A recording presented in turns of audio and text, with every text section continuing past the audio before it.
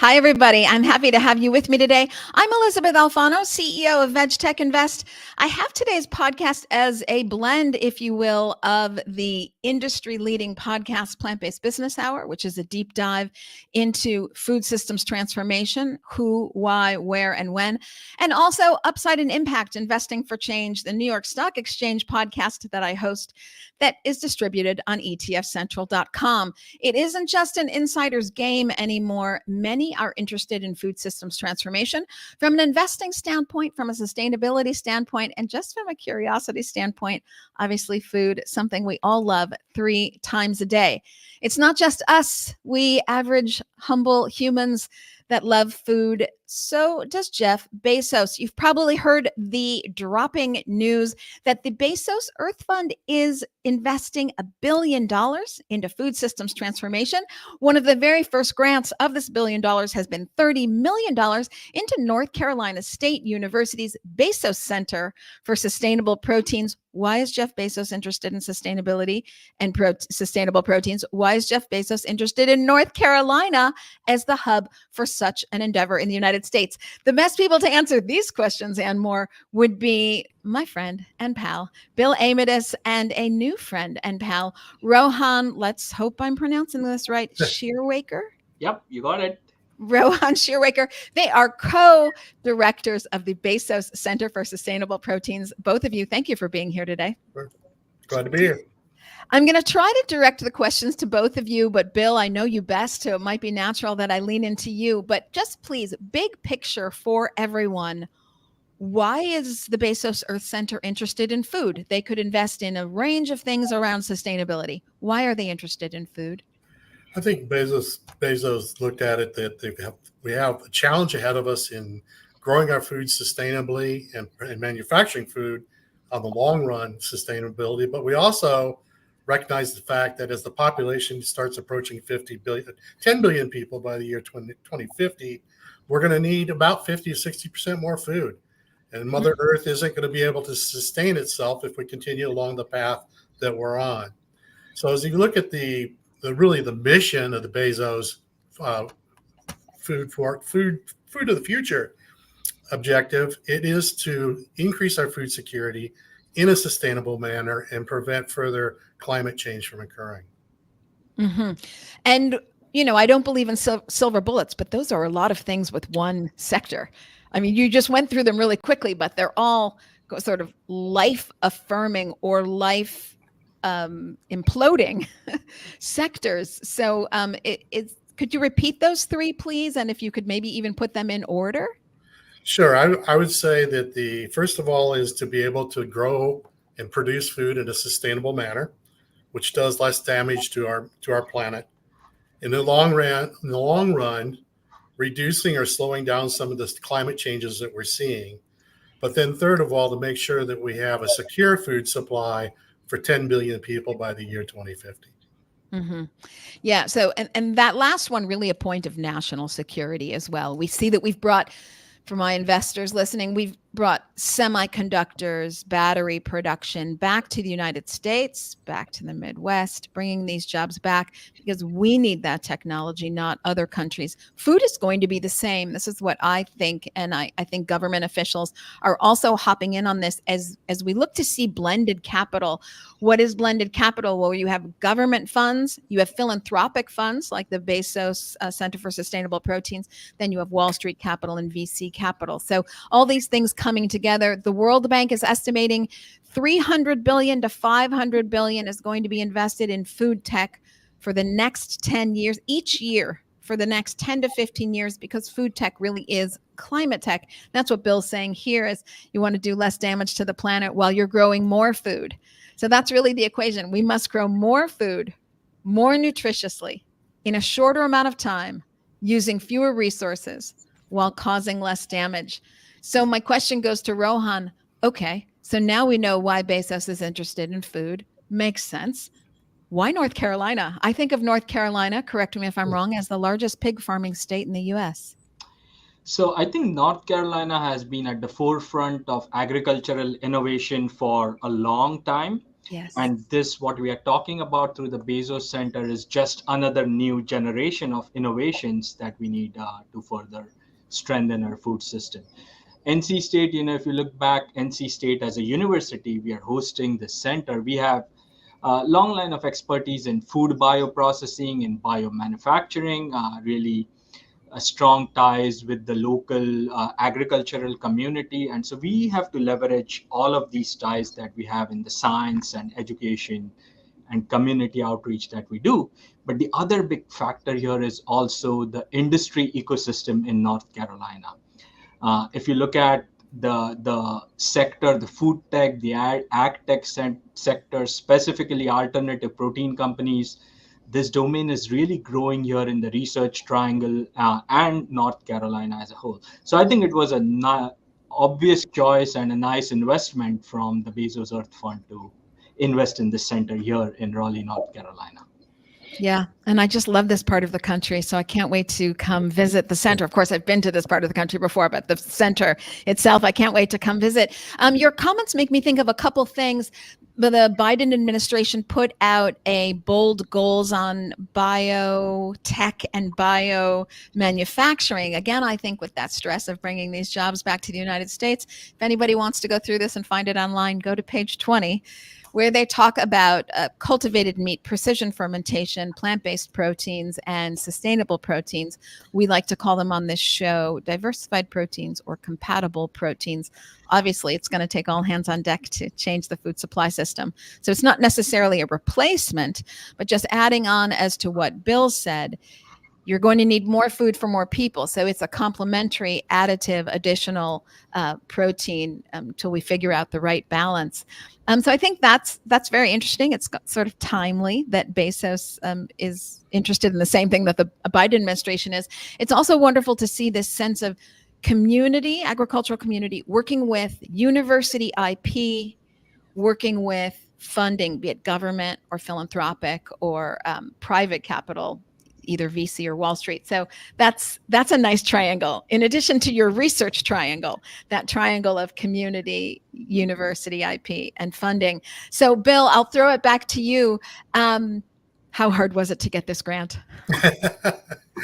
It was a little bit of a challenge. We actually talked to the Bezos Earth Fund probably about a year ago, April, and they informed us that they were sending out a request for proposals to a limited number of potential universities to apply for a grant, or even to be invited to apply for a grant.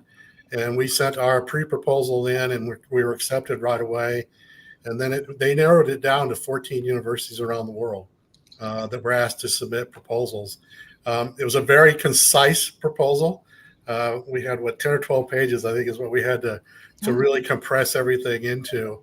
And the charge from the Bezos Earth Fund wasn't your typical research proposal. I think they were looking for some of the things that we proposed, like workforce development and outreach and advocacy, as important points to not just do the basic and translational research that would be needed in sustainable proteins, but also how do we move the sector along faster? How do we listen to what the consumers' needs were? How do we start educating the next generation of food protein chemists? How do we start educating children at the age of kindergarten through 12th grade on how to nutritiously eat the right quantities of protein? So there were a number of key factors that we addressed in that 10 to 12 pages. And we were fortunate enough that we were, one of the three that were selected. Oh my gosh. Yes, but a little bit of spoiler alert there. There will be another Center for Sustainable Protein in Europe. I don't believe that news has been announced yet. Is that right? Later this month. Later this month. Okay, so I won't blow the whistle here, but we won't either. Okay, I'm sure you won't. Yeah, good move. But I love that the pitch was so holistic.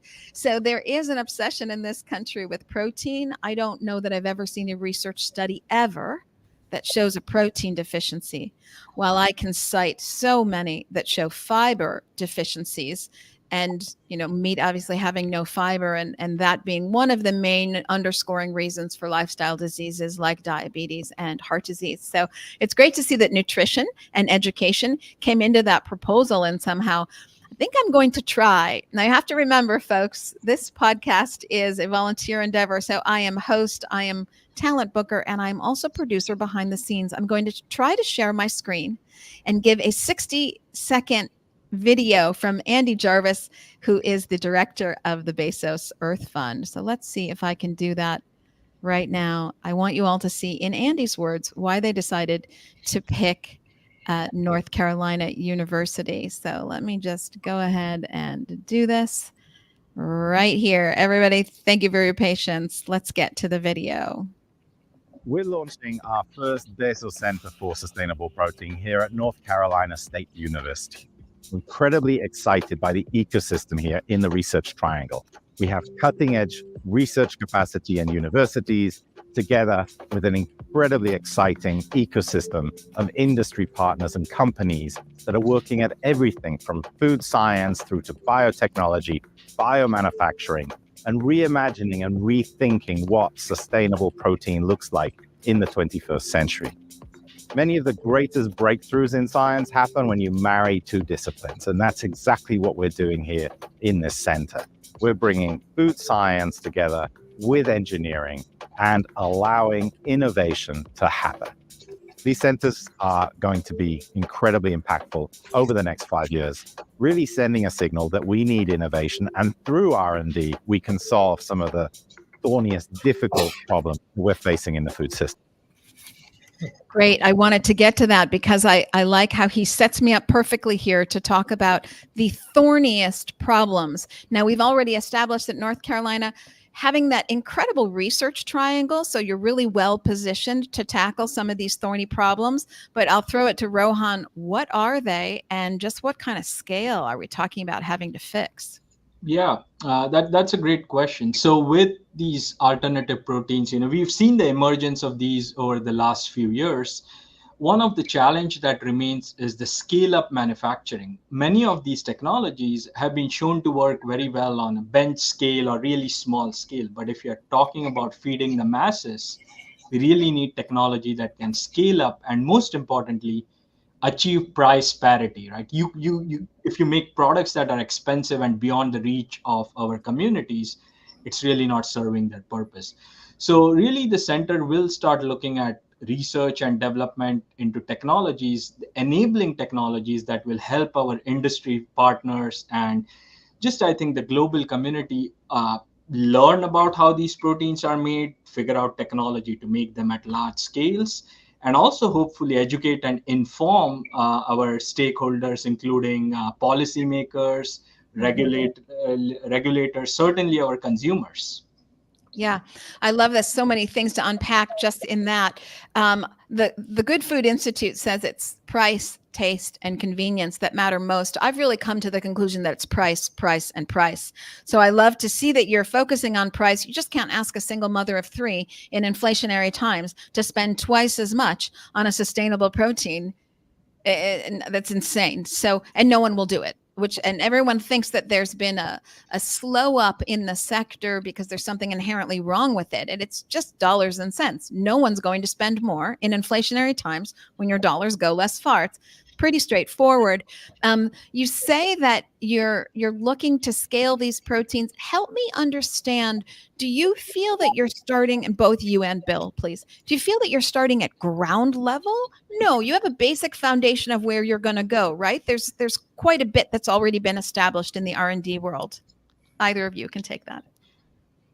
Bill, do you want to start? I was going to let you start. I'll kind of wrap up at the end. Okay. And so, remember, Elizabeth, that we are talking about a variety of alternative protein technologies. We are talking about plant-based, and those are the ones that are a little bit more advanced than, let's say, the precision fermentation one, where we are talking about creating ingredients that can then be used in food production.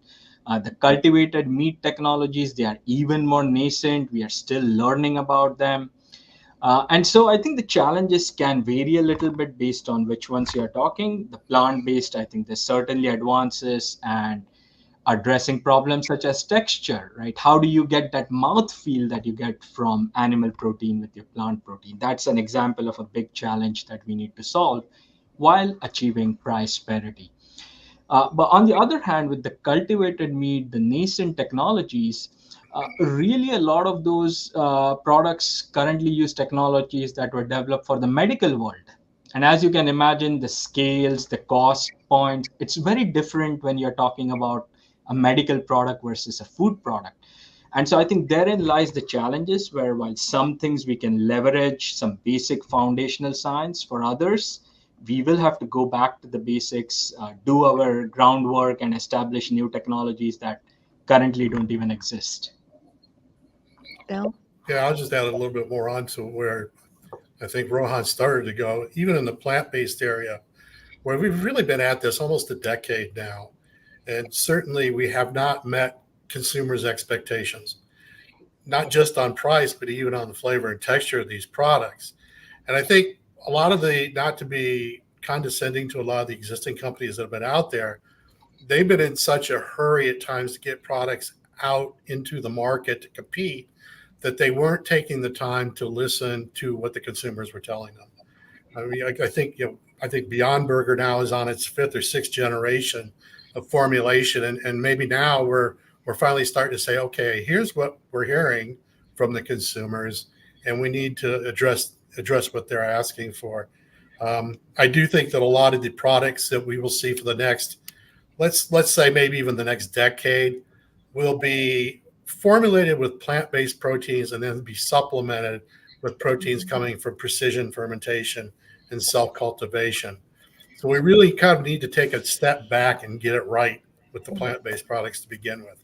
And there are a number of variables that control everything from how we grow that particular crop to get to those plant-based proteins, how we extract them, how we purify them, how we use them in formulation to get to a product that's desirable by the consumer, but also it meets its nutritional equivalency as well as safety.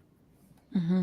I smile so much here for so many reasons. First, I'll take a step back from my financial community. I love to have this conversation because I think it underscores why we call our investment product plant-based innovation. We have an ETF on the New York Stock Exchange, plant-based innovation. So it's this umbrella. It is not only plant-based products. In fact, we believe all the money to be made is in the supply chain, and the growth of the supply chain is what we're talking about here, the growth of the infrastructure. But precision fermentation, other diversified proteins like cultivated meat. Indeed, this is a very diversified approach to a very large total addressable market, 1.4 billion for the meat industry. I've seen 820 and 890 for the dairy industry. So overall, we're looking at over $2 trillion of total addressable market up and down the supply chain for all of these novel technologies. And this is why I smile so much, then all the creative hybrids. So now once you start hybriding these with each other and or traditional animal proteins, now you're coming up with so many consumer choices. And this builds a resilient food supply system. Why is that important? Well, we talked about food insecurity. We certainly lived it during COVID. I mean, you don't really need to know much more. You lived it during COVID. Food supply system is fragile. The cost of goods sold equation is very long. That makes it very susceptible to interruption. Not good for politicians who want to be reelected to office, and certainly not good for people. There's no strength in a country that doesn't have food security. So food security of the utmost importance, but also consumer choice. You know, I would like to see our sector, this is going to sound silly, but I would like to see our sector parallel the chip aisle. So I'm from Illinois, where we have the very best potato chips in the entire world. It was a company called Jay's Potato Chips. It's now gone. It's been bought up. But we would go on field trips as a kid to Jay's Potato Chips. And you think like, oh my God, the holy potato chip. It's potatoes, oil, and salt. Why would you ever do anything different?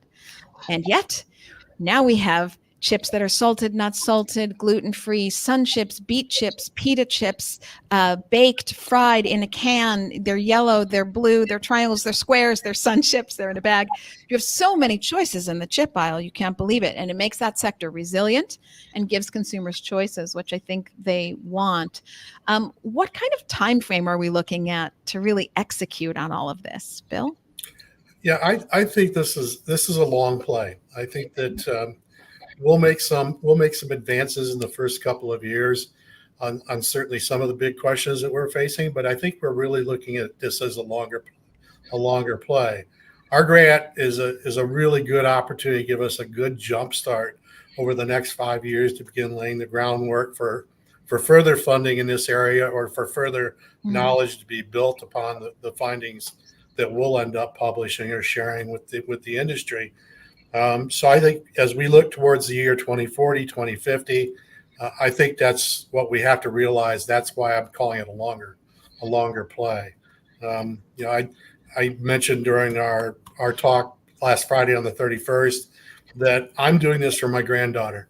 I want her to be able to grow up, and then her children to be able to have choices for proteins in the future. Thus making a more resilient food supply system. So much to unpack there. You said that this might be the foundation for more funding. Rohan, where do you think more funding might come from? And secondarily, as a follow-up question to that, what kind of influences on policy might this have? Yeah, so this is, as I think you've already said, this is the largest global public investment in this sector. What we hope is this will trigger different federal agencies to also look into this, because again, food is a basic necessity. Whatever we can do to innovate and improve our food streams is really going to help strengthen the public community.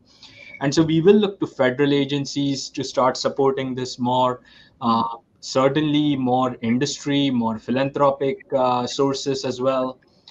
And so there is, as Bill mentioned, there's so many different pieces, so many different elements. We are going to need support for a lot of these things, including policy, which was your question.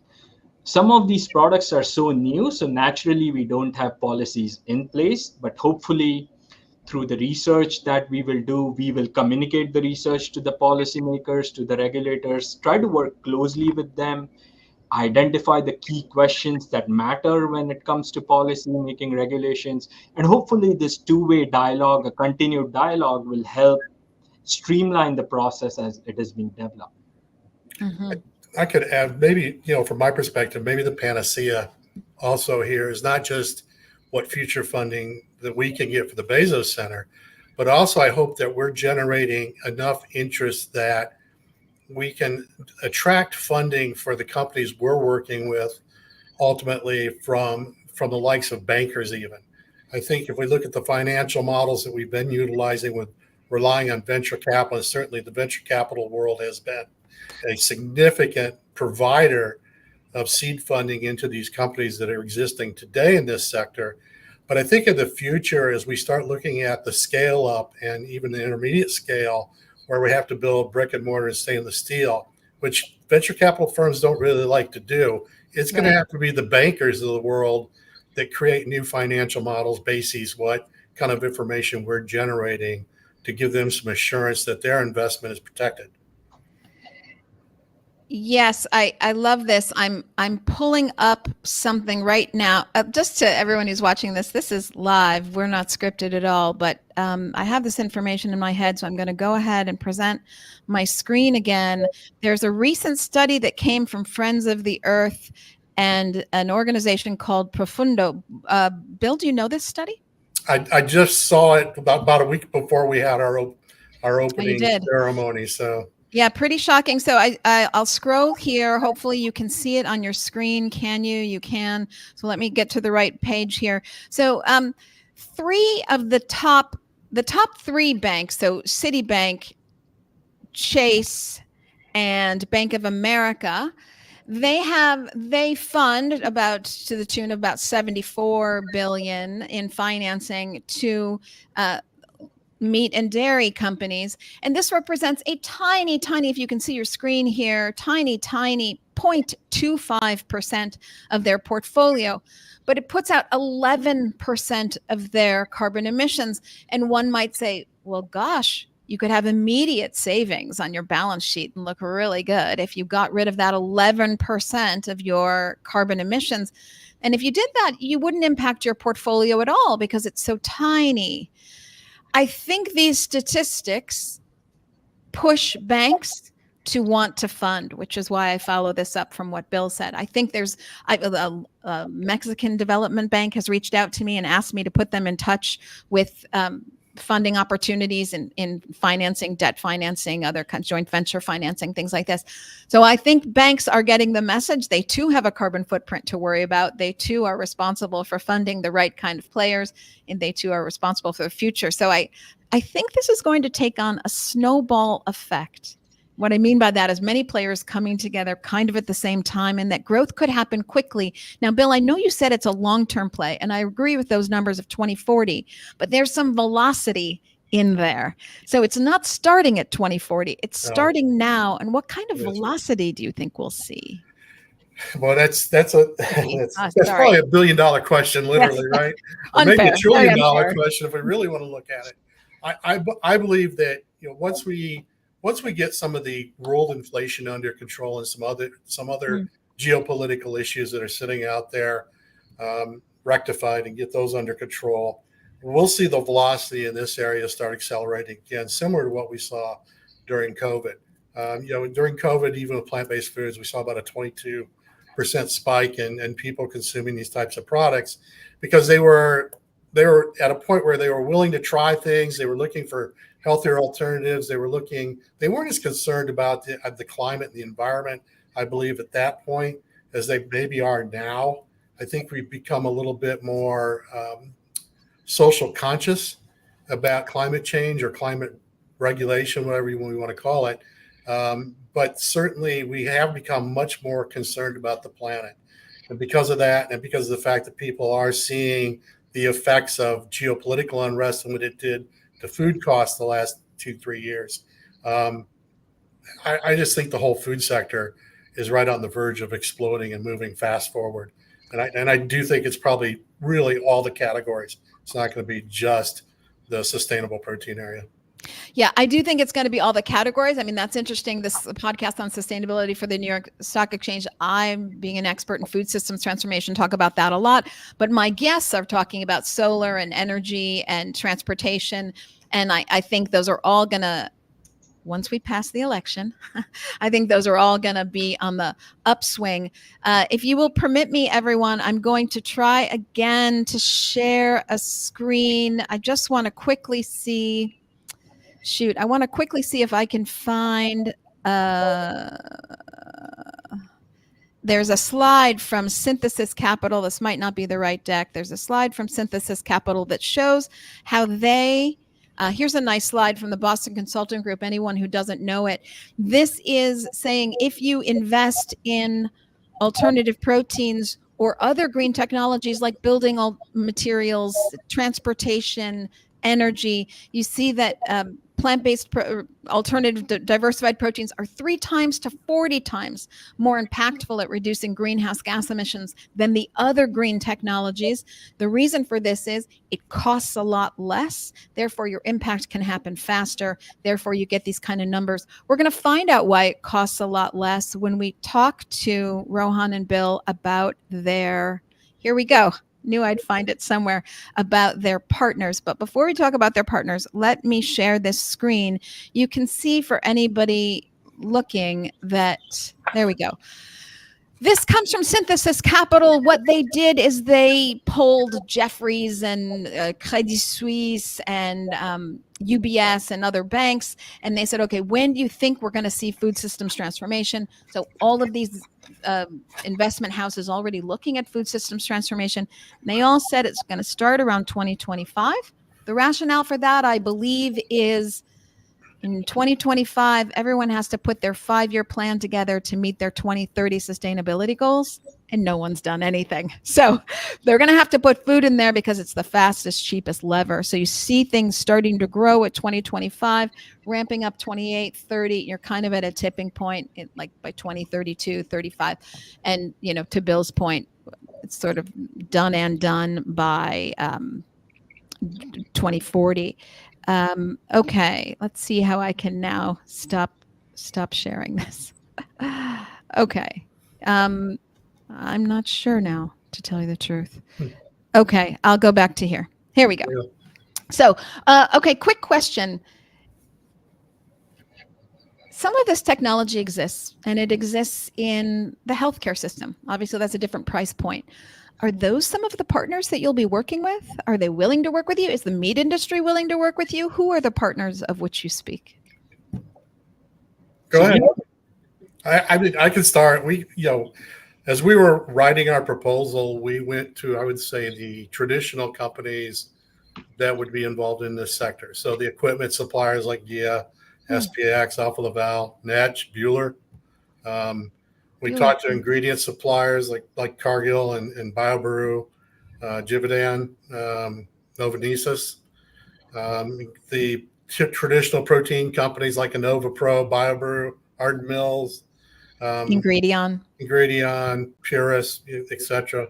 And then there was some other more what I would call service providers, people like CRB Engineering, which has been very involved in the alternative protein space for constructing plants of this nature. There's a new contract manufacturer being built out here in North Carolina called Sable Fermentation, very important partner for us in the future. Advanced Solutions that handles a lot of the interfacing between fermenters and the digitization. The Lohi Strategic Group out of California, or out of Illinois, that has really gotten a lot of consumer feedback on these types of products and tried to help guide along some of the direction that needs to be taken. And then there's the finished food companies like Believer Meats, Improved Nature, Atlantic Fish Company, Gelitech, Amino. What else can I name? Wild Earth, Barbecue, are all on our list of partners.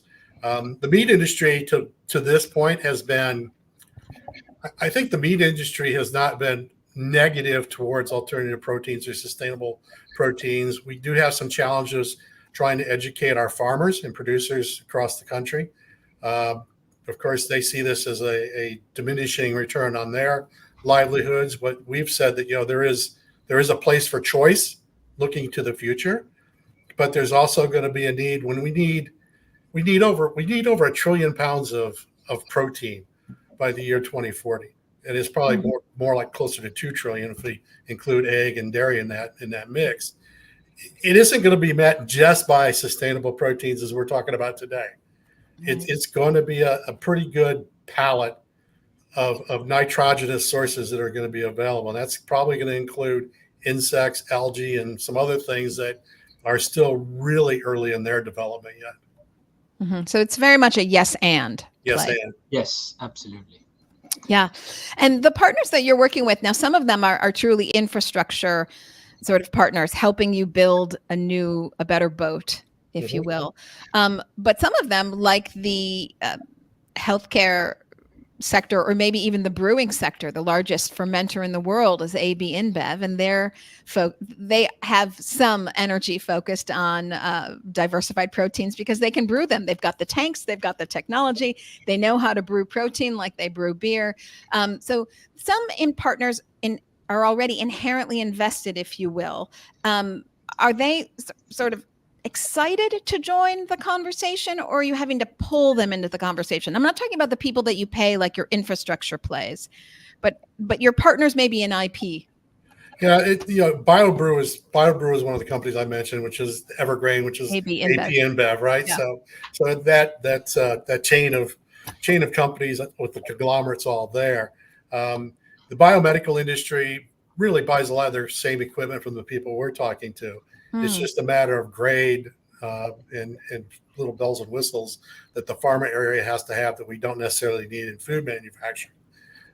Not to say that we aren't going to utilize a lot of those same bells and whistles, but again, because we don't need to meet as strict a requirements with food as we do with pharma, then Right. we can take some costs out by customizing the equipment a little bit more to our needs, which is why there's a play here with engineering as well as food tech pieces of it all. But I think as we look ahead, certainly a lot of the lessons learned from the I'll call them the biopharma protein manufacturers. For example, Novozymes and Nova, the drug company, have been using precision fermentation for a lot of years, and they've learned a lot of lessons on how to produce those proteins. In fact, if Eli Lilly hadn't have gone to doing GMO insulin, we'd be talking about an international crisis on our hands with diabetes. So I think there's lessons to be learned there also. The translation has always been, how do we go from an expensive, high margin product like pharmaceutical products to a food product that has to be reasonably priced? Yes, although I believe, just underscoring what Bill said, everyone, I want you to understand this. So you already have precision fermentation in your lives. If you are a diabetic, or if you know someone who is a diabetic, insulin is no longer from factory pigs. That proved to be not a stable source for them. And we've talked about this in that kind of producing of food and products from animals. So they went to a more stable source, which is precision fermentation for insulin. And that's done at mass scale. But I believe also rennet in cheese is done. Yep. So the cheese you eat now has a component of it that is precision fermentation. So this really leads me to my question for Rohan. Many people think, engineering, I don't want engineering in my food. So this still has a frightening factor for people. And it's such a question of education, because if we say that traditional proteins aren't enough to feed the world, and certainly diversified proteins, these compatible new proteins, aren't enough, then we really know that regenerative agriculture, where you give animals more land, more time, then you really can't do anything at scale there. So even though that seems at first blush to the outsider as the way to go, perhaps you can help us understand why engineering and food are really compatible, friends. Sure. With any new emerging technology, there is always going to be some skepticism, and rightly so. There's questions we need to answer about the safety, about the nutrition.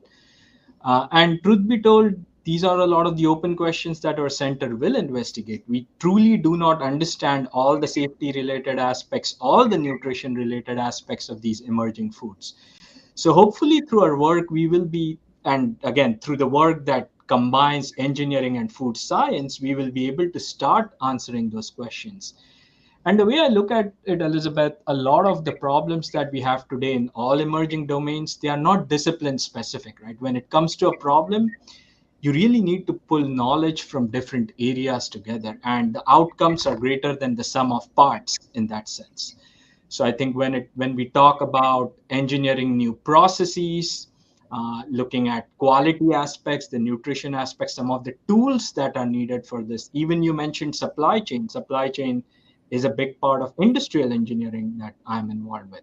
So it really truly is. We are pulling people from different disciplines, different expertise, and have them work together in interdisciplinary teams on this problem. That's actually one of the other unique features of our center. We are not going to do any individual principal investigator work behind closed doors in our own labs, as is typically thought of when you think of university research. We are actually going to do team-based projects. So all projects are going to have multidisciplinary people and students working together to solve a problem and various problems like that. So this is open IP. Oh, yeah. A lot of it, as much as is possible. As much as possible. Yes, and that is also the intent of this. So far, a lot of research that has happened in here has been proprietary, has been funded by companies to further their own product development. Hopefully, what we will do as a center will be open access and can be used by current and future companies that will come up as well. I have to ask, because it takes so much mind share of Wall Street, that I must ask the question. I'll ask it first to Rohan and then to Bill. How much will AI play a role?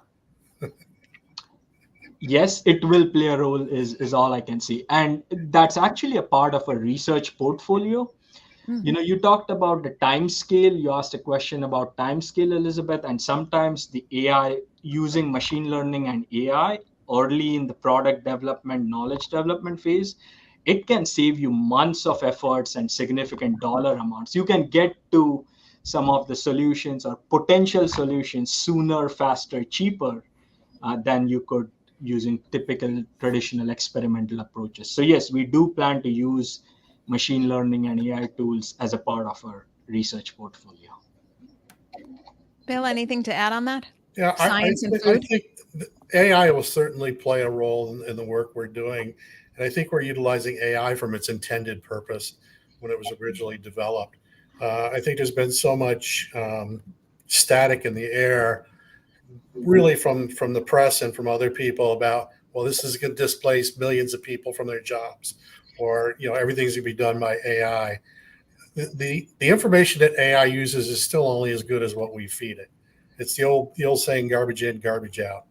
And so there's still going to be more than enough bandwidth as we utilize AI in our work to give us answers or help us get to answers quicker. So I don't see it going away. I do see us utilizing it as much as possible where possible. Mm-hmm. Yeah, one thing is AI is not going to make the decisions for us. I think humans and scientists have to be involved. Yeah. Hopefully, AI can help accelerate that process of getting from point A to point B. One thing I'd like to underscore for the listeners here who may be hearing this kind of argument for the first time about food systems transformation. First of all, you've listed off so many partners that you're working with, so you can already start to put together the job growth potential, the growth of these companies. All the companies that you've mentioned, Bill, we're investing in at VegTech Invest, Novo Nestis, Givaudan, Ingredion, AB InBev, all these critical players. And you see they all have large teams. They're starting to put more and more resources on this, and you can see there's that national security issue of making sure that the US has food IP, but then there's also that job growth component, which is really where wealth is made. Wealth isn't made because your stock went up. They had 3% more revenue one quarter or the next. Real wealth is created because you went from the horse and buggy to the car, the landline to the cell phone. I remember printing out photos at Walgreens 20 years ago, but these kind of innovations that are clearly better for everyone take hold, and you see real growth. So I think there's that, which is interesting to note for the listeners. But I also want to say, for anyone who's afraid of hearing food and engineering in the same sentence, and I say this with deep respect, that ship really sailed a long time ago. The way that we have seeds that can produce mass crops so that we can feed the 8 billion, not the 10 billion that we're going to, but the 8 billion. Science has already played a very healthy role in food. Now, it can be nefarious. Of course, it always can be, but it isn't by definition. GMO can be nefarious, but it isn't by definition. It depends on what you do with it. And so I just want people to understand that the reason we're able to feed as many people as we can today is already because we have married long ago engineering and science and food, and the overall outcome has been much better for society. One last little comment I'll make before I wrap up with a final question for the two of you is, my take on AI is a little different. Of course, AI will help things go faster. But as we talked about velocity and what things can come to make this sector speed up really quickly, even if mass adoption isn't until 2040, but I think it'll be more like 2035, maybe.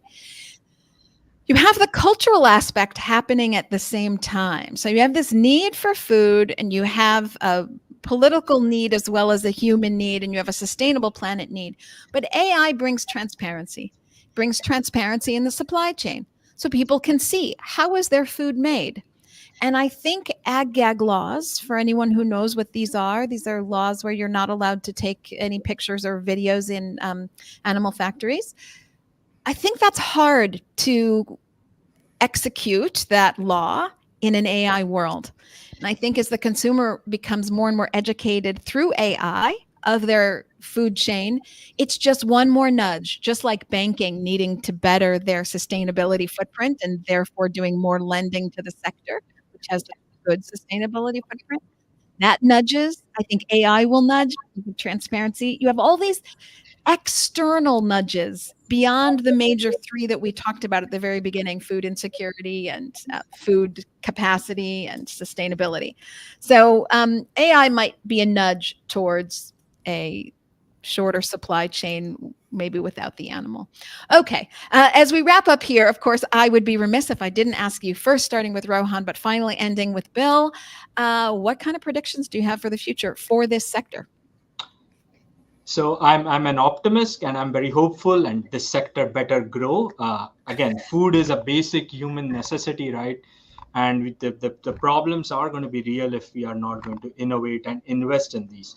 So I'm really hopeful that with the technologies coming through the Bezos Center, but also through various partners, industry partners, academic partners all over the world, that this industry will continue to grow and really become mainstream by in the 2030s. And we should be at a point, hopefully in the near future, where these alternative proteins, as they are referred to as today, are no longer alternatives. They are part of the mainstream food system. My prediction was, the first part of my prediction was pretty much the same as Rohan has just expressed it. But I'm also, and I know Rohan's also a strong believer in this, that we feel that food is both cultural and even emotionally satisfying. Yes. And consumers or eaters, whatever we want to call them, they should have the ability to make choices in the future. So this, from my perspective, I mentioned this earlier, I think there's still a lot of market availability for all forms of protein out there in the coming years. I would rather see us really expedite the growth of alternative or sustainable proteins, as opposed to saying, well, we need to divert protein from our companion animals to humans because we don't have enough to feed the planet. I'm a big dog lover. I don't want to see dogs go away in 20, 30 years. I think we need this research now. We need to push on the gas pedal. I see what you're saying. I hadn't thought about that. You think because of food shortages that we wouldn't have the capacity to feed pets, so pets would have to go away. That's my concern. I mean, even if some of the sustainable proteins we're working on today, like insects and fungal, are adequate to meet the nutritional needs for companion animals and even aquaculture, instead of using the soy proteins and the dairy-based proteins that we utilize today in those sectors. So. Wow. I must confess, I share my personal opinions here. I have grave concerns about insects because according to the United Nations, the top 2 reasons for the next pandemic, not the one we're in now, but the next would be the intensification of animal factories. We see the US government becoming so concerned with the avian bird flu that they're working on a vaccine. Oh my God, another vaccine that they want people to take because of avian bird flu. So this coming out of, intensified factories. Now you think a cow's 1,000 pounds, mad cow disease, et cetera. So you think a cow's 1,000 pounds, a pig's maybe 200, 300, I don't know, 200, 300, a chicken's maybe, 11 pounds or something. And now you go to an insect, which is like, its entire microsystem so tiny. You are doubling down on pandemic risk when you have so many microorganisms living on top of each other in an intensified factory situation. So I share my own concern there. I'm not a fan. I think as I make predictions for the future that this Bezos award will signal other awards. So, or grants, as we've talked about, blended capital. So you see governments getting in, Israel, Singapore, China, all investing heavily in diversified proteins. So you see this government capital, but you also see this philanthropic capital. And I think you're going to see Wall Street get in on the action. And then VCs will continue to play their part. So I think you'll see more blended capital as just all of this advances quickly. And I think you'll see hybrid products. And I'm maybe most excited about that cultivated animal fat infused into a black bean burger. So you've got the fiber profile of the black bean burger, but you've got that taste of the meat burger. And I'm living for that. So if you guys could hurry it up, that would be great. Okay, truly last question now. Seconds. You are having a busy day, Rohan. You have no time for lunch. What is your go-to snack? Great question. So I will say a few different ones. Protein bars, yogurt, I love almonds and walnuts, and occasionally a beef jerky. Oh, you healthy guy. I'm going to introduce you to all y'all's jerky. It's my very favorite jerky. Bill, busy day, which is every day for you, actually. What's your go-to snack? It's probably protein bars. Ooh, you guys, so efficient with that protein bar. I love apples and peanut butter. I want to thank Rohan, Shirwaiker, and Bill Aimutis, my friend, who they are co-directors of the Bezos Center for Sustainable Proteins. Hopefully this has just fostered more questions in all of you. So you can find Bill, Rohan, myself, all of us on LinkedIn. Send us a direct message. This live on LinkedIn, YouTube, Twitter, and Facebook will then go to the Upside and Impact podcast and the Plant-Based Business Hour podcast. So from there, be sure to give a review and share. Bill and Rohan, don't go away. Everybody else on social media, I will see you next week from the U.S. Sustainable Investment Forum in Chicago and Future Food Tech in Chicago. Bye, everybody. See you next week. Thanks, Elizabeth. Bye.